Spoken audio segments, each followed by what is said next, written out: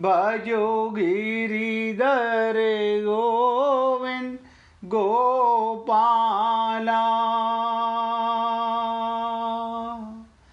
भजो मुरली मनोहर नंद लाला। भजो मुरली मनोहर नंद लाला। भजो गिरिधर गोविंद गोपाला। भजो गिरिधर गोविंद गोपाला। भजो मुरली मनोहर नंद लाला। भजो मुरली मनोहर नंद लाला। भजो गिरिधर गोविंद गोपाला। भजो गिरिधर गोविंद गोपाला। बोलिए वृंदावन बिहारी लाल की जय। जय जय श्री राधे। जय जय श्री राधे। सभी भक्तों से निवेदन, बहुत एकाग्रचित होकर सत्संग के प्रत्येक शब्द को पूरी एकाग्रता के साथ हृदयंगम करें। देखिए, कल से गीता का मूल प्रसंग शुरू हो चुका है। अभी भी अगर आप और हम लोग अपना कल्याण करने के लिए, आत्मज्ञान के लिए, गीता ने अनंत जीवों का कल्याण किया है, लेकिन कब? जब उन्होंने गीता को, भगवान के प्रेम शब्द को हृदयंगम किया है। खाली सुना नहीं, संकल्प किया है और माना है। कल मैंने आपसे 24 और 25वें श्लोक पर चर्चा की। मेरी आदत है, मैं हर रोज थोड़ा सा पुराना ब्रीफ जरूर सामने रखता हूँ, जिससे कि आप सब लोगों को कल की बात का पता भी चले और आपको आगे समझने में आसानी भी हो। अब पूरी एकाग्रता से सुनिएगा। कल का श्लोक, दोनों श्लोकों का एक साथ चर्चा थी।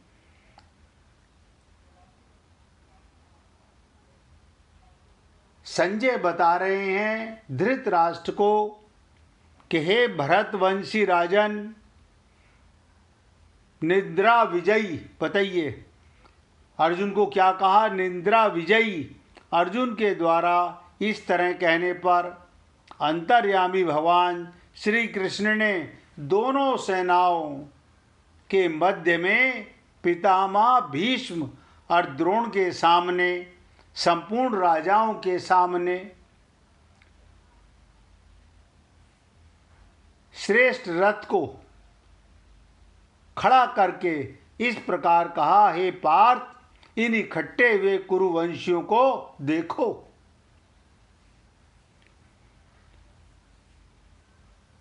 ऐसा क्यों कहा? क्योंकि अर्जुन के मन में ये भाव था कि मैं देखना चाहता हूं कि मेरे पक्ष में कौन है और मेरे विपक्ष कौन है।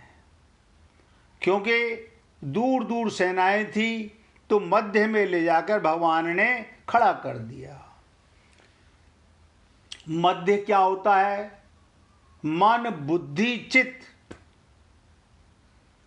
अब ध्यान दीजिएगा, मन और चित्त के बीच में बुद्धि आती है। जब हम संत महात्माओं के पास जाते हैं, हम उनके शब्दों को सुनते हैं, हृदयंगम नहीं करते। क्यों नहीं कर सके? क्योंकि बुद्धि के कारण हमारा मन और बुद्धि बिगड़ा हुआ है, अंतःकरण अशुद्ध है।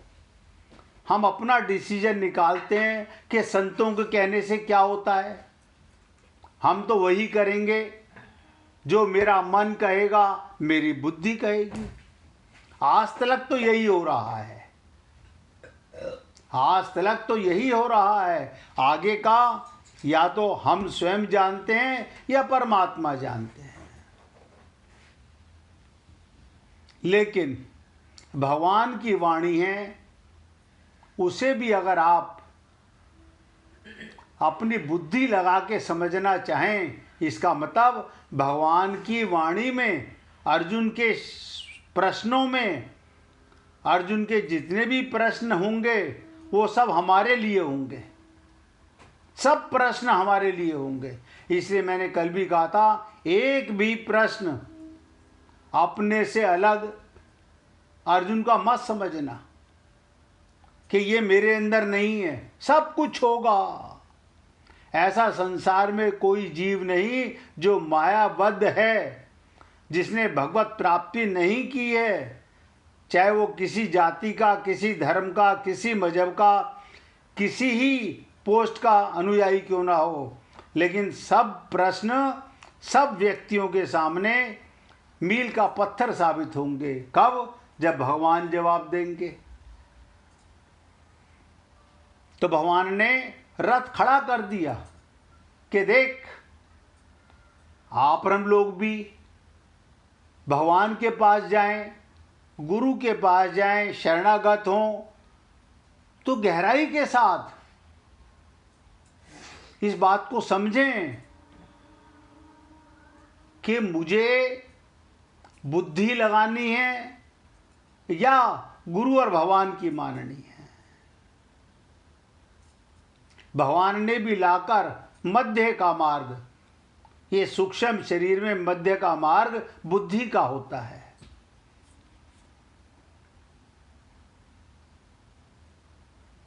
ये क्यों किया भगवान ने? ये क्यों किया? भगवान ने कहा, करीब से देख किनके साथ युद्ध करने जा रहा है। ऐसा क्यों किया भगवान ने? क्यों? जानत है प्रभु सबके मन की, कि दुर्योधन और अर्जुन दोनों मेरे पास आए तो सही,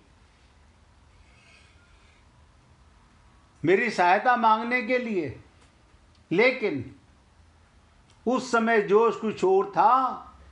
आज युद्ध के मैदान में बात कुछ और होगी। जब हमारे को मंदिर जाते हैं, हाँ सब जाते हैं, लाखों करोड़ों अरबों खरबों लोग जाते हैं, संत के पास जाते हैं, वहाँ भी जाते हैं, लेकिन क्या सोच के?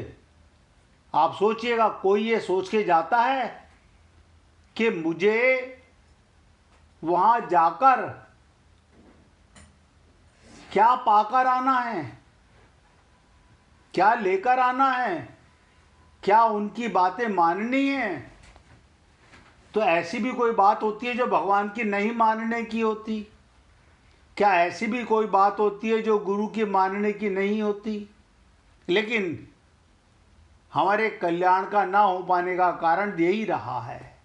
और जब मैं निवेदन करता हूँ कि जब हम गीता, भागवत, रामायण कुछ भी अपनी बुद्धि से पढ़ते हैं, शब्द वही लिखे होते हैं जो मैं पढ़ के सुनाऊंगा, लेकिन हम अर्थ अपनी बुद्धि से निकालते हैं।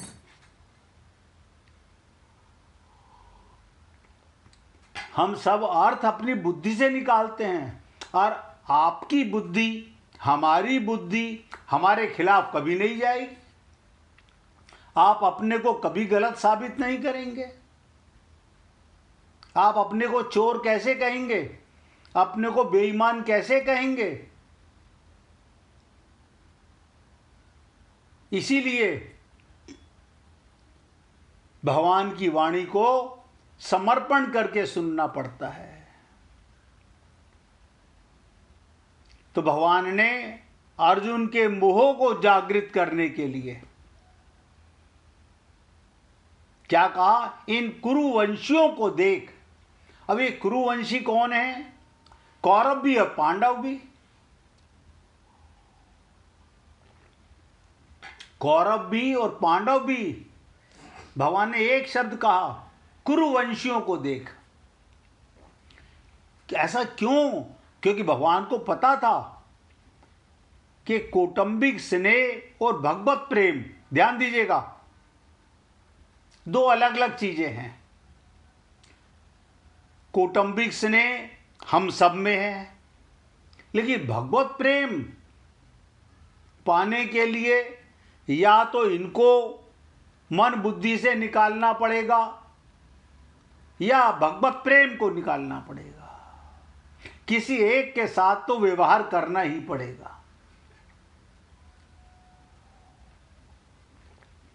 अब तक तो यही होता आ रहा है। क्या? हम भगवान के साथ व्यवहार कर रहे हैं और कौटुंबिक स्नेह, ममता, आसक्ति, प्रेम खूब करते हैं, व्यवहार नहीं करते। और कितने लोगों के साथ में नहीं करते व्यवहार? केवल 5, 10, 15 मैक्सिमम। बहुत जोर मारोगे, किसी का कुटुंब बहुत बड़ा होगा तो 20 बस। यानी 5 से लेके 20 ही हमारे संबंधी, हमारे सगे संबंधी, जहां हमारा मन बुद्धि चित्त फंसा हुआ है, वही हमारा मार्ग वो नहीं रोकते, हम खुद रोकते हैं। किसी ने आके तुम्हें कभी नहीं कहा होगा कि तुम भगवान से प्रेम मत करो, कभी नहीं कहा होगा, लेकिन हमारे मन और हमारी बुद्धि ने या इधर या उधर डिसीजन आज तक नहीं ले पाए हैं। इन दोनों में बहुत अंतर है, भगवान में और परिवार में। कुटुंब में ममता युक्त स्नेह हो जाता है। ममता, कल भी मैंने कहा था, आज फिर निवेदन कर रहा हूं कि काकभूषुंडी जी कहते हैं ममता दाद के समान है,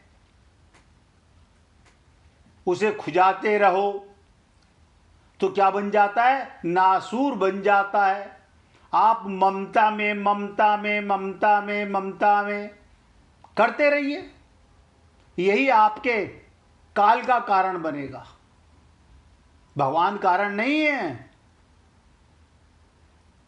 यही काल का कारण बनेगा। तो कुटुंब के अवगुणों की तरफ ख्याल जाता ही नहीं। हम में अपने में इतने हजारों अवगुण होंगे, लेकिन ममता, स्नेह, मोह के कारण उनके अवगुणों पर ध्यान नहीं जाता, बल्कि क्या रहता है? ये मेरे हैं, ऐसा भाव रहता है। ऐसे ही भगवान का भक्त में विशेष स्नेह हो जाता है। अगर हो जाता है तो भक्त के अवगुणों की तरफ भगवान नहीं देखते। जैसे हम परिवार के, अपने सगे संबंधियों के अवगुणों को नजरअंदाज करते हैं, ऐसे ही भगवान भी भक्त के अवगुणों को नजरअंदाज करते हैं।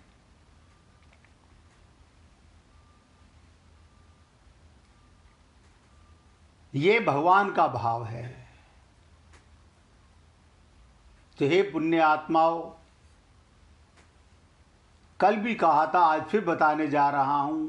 मूल चीज क्या थी इस 2 श्लोकों के अंदर? कौटुंबिक स्नेह में, शरीर के संबंध में मूढ़ता ही मोह है।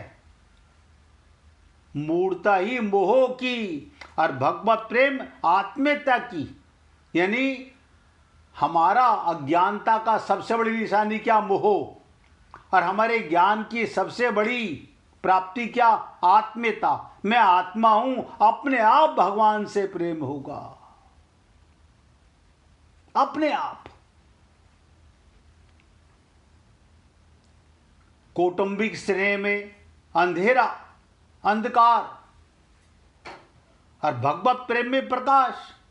अभी तक हम लोग बाहरी प्रकाश का आनंद ले रहे हैं, बाहरी प्रकाश में जाग रहे हैं, बाहरी प्रकाश की सहायता से सारे काम कर रहे हैं, लेकिन आत्मिक प्रकाश अभी तक नहीं हुआ। हम आत्मा हैं, हम स्वयं भगवान की किरण हैं, लेकिन हमें आज तक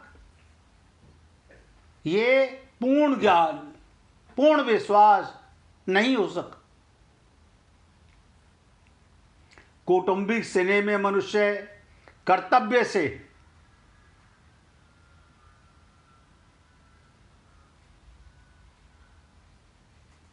गिर जाता है, और भगवत प्रेम में तल्लीनता के कारण कर्तव्य पालन में विस्मृति तो हो सकती है, पर भक्त कभी कर्तव्य से नहीं गिरता। कौटुंबिक स्नेह में कुटुंबियों की और भगवत प्रेम में भगवान की प्रधानता है। आप और हम लोग जमाने से झूठ बोल सकते हैं, हम सब झूठ बोल सकते हैं, और बोलते ही हैं, रोज ही बोलते हैं। जीवन का मूल मंत्र है, हम झूठ नहीं बोलते, लेकिन बोलते हैं। आप अपने आप से ही झूठ बोलते हैं, हम अपने आप से ही झूठ बोलते हैं, किसी और की बात छोड़ो, क्योंकि हम अपने को शरीर मानते हैं तो झूठ बोलोगे ही।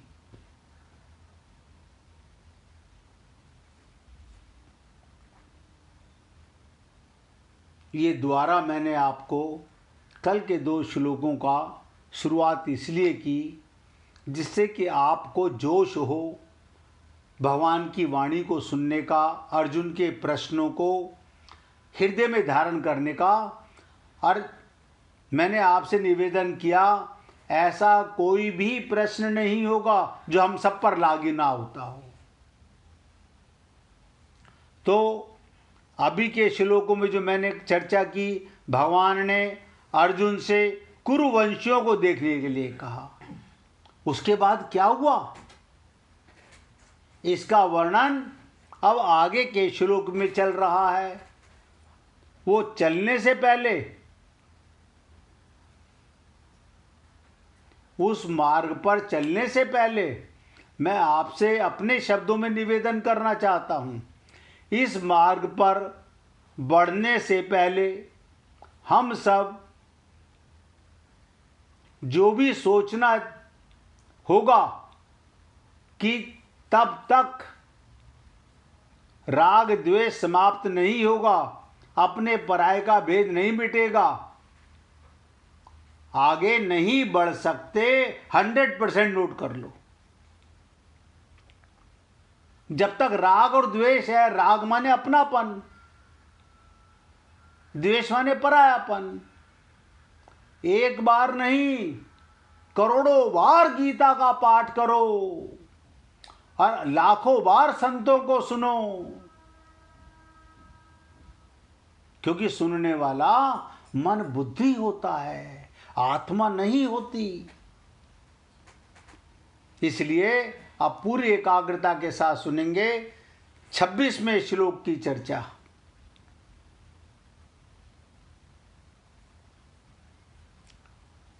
जब भगवान ने खड़ा कर दिया, उसके बाद अर्जुन ने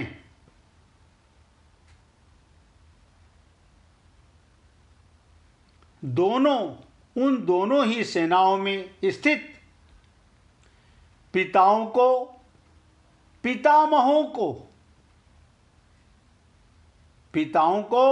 ये जो पिता तुल्य हैं, पितामहों को, दादाओं को, आचार्यों को, मामाओं को, भाइयों को, पुत्रों को, पौत्रों को तथा मित्रों को, ससुर को और सुहृदयों को। ये नोट कीजिएगा, ये सुहृदय क्या? मोह यहां पर है। मेरे हृदय में, हम सब ने अपने हृदय में भगवान को तो बाहर मंदिर में बैठाया हुआ है, और हृदय में शरीर के या मन के रिश्तों को बैठाया हुआ है। क्या मान के? परमात्मा का अंश मान के बैठाया हुआ है। तो नोट कर लो, परमात्मा ही अंदर बैठे हुए हैं। अगर आपने जिनको अपने हृदय में बैठाया हुआ है, जिनसे आपने प्रेम किया हुआ है, अगर वो भगवान के मानते हो, आत्मा मानते हो, परमात्मा के अंश मानते हो, तो परमात्मा का परिवार है। तो अर्जुन ने सुहृदयों को भी देखा कि मेरे सबसे करीब, मेरे हृदय में रहने वाले। अब आप सोचिए, इतना ही परिवार हमने देखा होगा, पिताओं को, पिता के भाइयों को, पिता तुल्य लोगों को, दादाओं को, दादाओं के भाइयों को, आचार्यों को, गुरु को, भाइयों को, पुत्रों को, पौत्रों को तथा मित्रों को, ससुर के, ससुराल वालों को, और हृदय में रहने वाले जिनसे हमारा मोह है, उन्हें ही देखा। छोटा सा श्लोक है। जब भगवान ने अर्जुन से कहा, इस रणभूमि में इकट्ठे हुए कुरुवंशियों को देख। हम भी कहते हैं, भगवत प्रेम में आगे बढ़ने से पहले पीछे से ममता मोह आसक्ति की लकीर फेर के जाओगे तो आगे बढ़ जाओगे। अगर ये लेकर के संत के पास जाते हो, ये लेकर के मंदिर जाते हो, तो भैया मैं क्या करूं? नतीजा ठन ठन गोपाल मिलने वाला है। इनको लेके जाओ, सब परिवार को लेके जाओ, सब रिश्तेदारों को लेके जाओ, पूरे समाज को लेके जाओ। क्या मतलब? अभी तो आप मना कर रहे हो मत लेके जाओ। मैं कह रहा हूं, इन्हें अपना मन का संबंधी मान के नहीं, आत्मा का संबंधी, परमात्मा के अंश मान के लेके जाओ। देखो, कोई ऐतराज नहीं है भगवान को, यानी भगवान का परिवार बड़ा करो।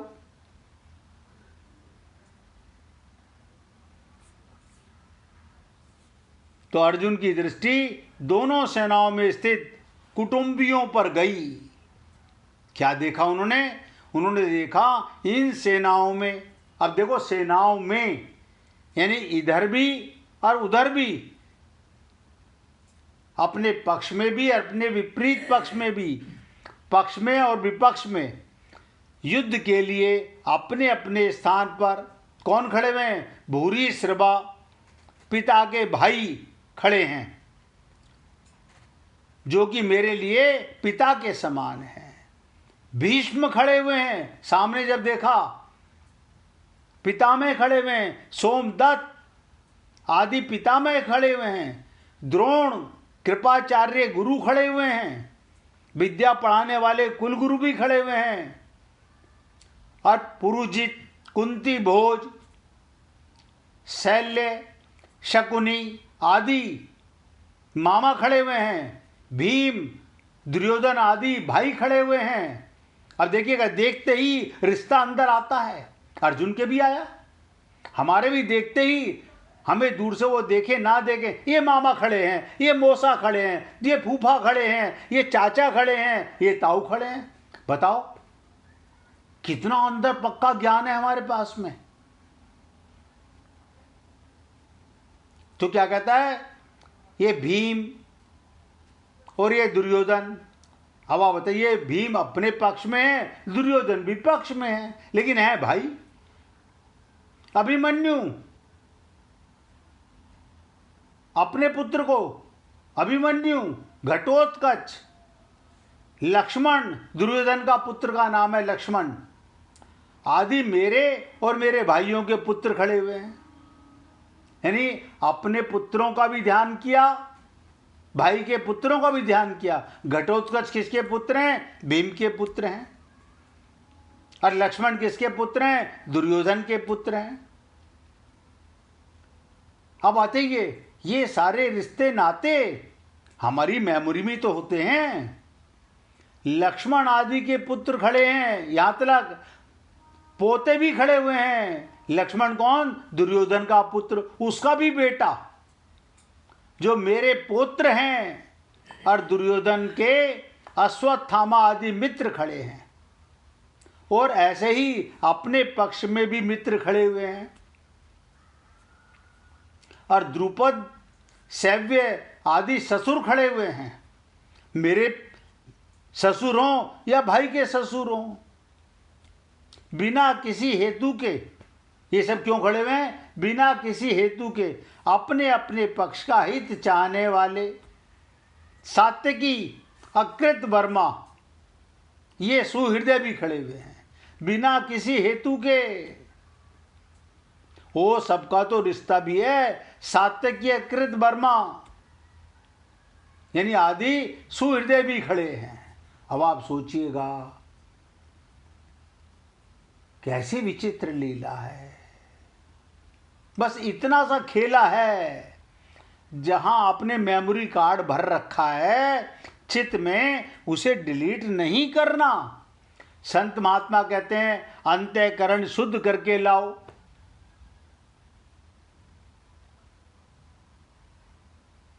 वो कैसे कैसे शब्द बोलते हैं, अंदर कूड़ा करकट भरा हुआ है, उसे बाहर निकाल के आओ। वो संत महात्मा है, मैं उनकी बात को काट तो सकता नहीं, लेकिन मैं आपको बहुत सरल मार्ग बताने जा रहा हूं। किसी को बाहर मत निकालो, किसी को बाहर मत निकालो। हम कैसे निकाल सकते हैं? मेरे पास तो आज तक ताकत नहीं है मैं माता को, पिता को, भाई को, बहन को, पत्नी को, परिवार के लोगों को, रिश्तेदारों को, अपने प्रेमियों को, अपने संबंधियों को, अपने मित्रों को बाहर निकाल दूं। मेरे पास तो ताकत नहीं है। मैंने तो एक बात पकड़ी, जहां से आपके साथ चर्चा चालू की थी, वासुदेव सर्वम, ये सब भगवान के हैं। बस इतना रट लो। अब मान लो आप और हम लोग शरीर को देखते हैं, होती आत्मा है।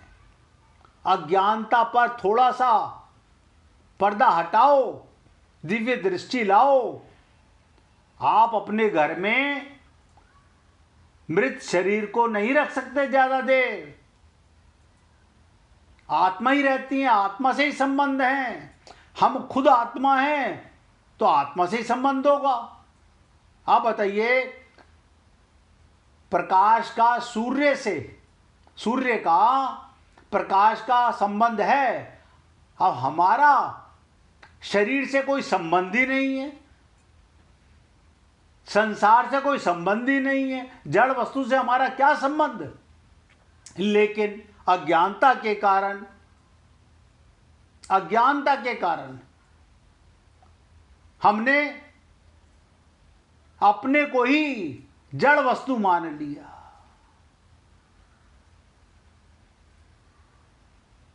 जड़ वस्तु मान लिया, कोई दुख है ही नहीं। लोग कहते हैं आपको क्या पता हम कितने दुखी हैं। अरे दुखी हो, उसका कारण सोचो। सबके दुख के अलग अलग कारण है, लेकिन मैं कहता हूं एक कारण है, अंधकार, अज्ञान, अपना पता नहीं, इसलिए दुखी है। आज तक तो कोई मरा नहीं, आज तक कोई नहीं मरा, क्योंकि आत्मा मर नहीं सकती, अमर है, अविनाशी है, चेतन है, सहज सुख राशि है।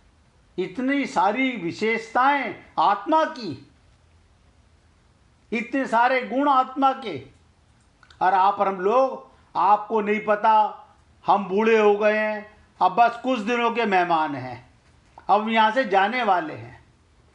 कहां जाने वाले हो?